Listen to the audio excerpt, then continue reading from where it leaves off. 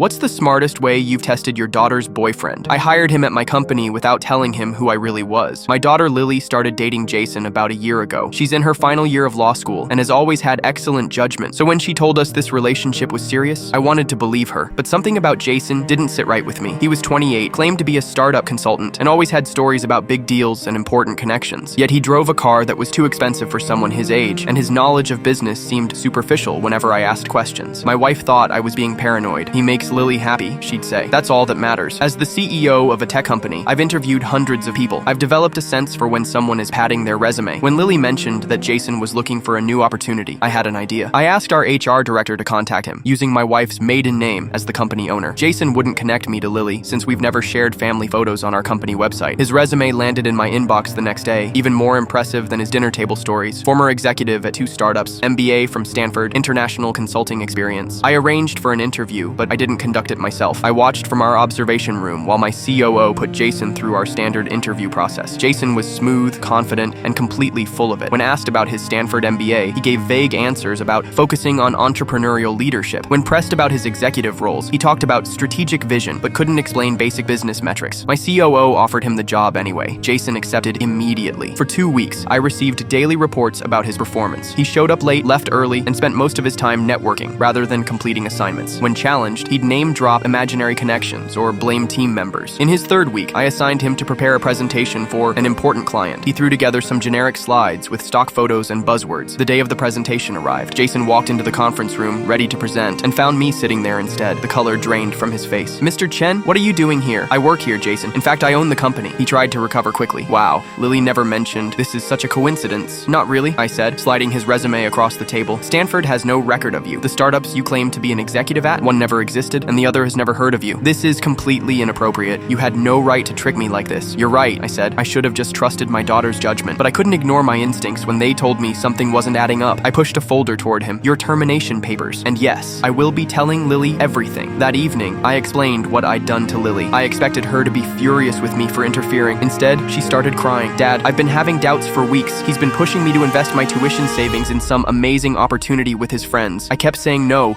but he wouldn't stop asking." It turned out Jason had been borrowing money from her for months, always with elaborate excuses. She'd been too embarrassed to tell us. Lily broke up with him that night. 6 months later, we discovered Jason had been arrested for running investment scams targeting young professional women. My wife still gives me a hard time about my extreme vetting process, but she also admits it was effective. Lily's dating someone new now, an honest engineer who passed my test the old-fashioned way, by being exactly who he claims to be.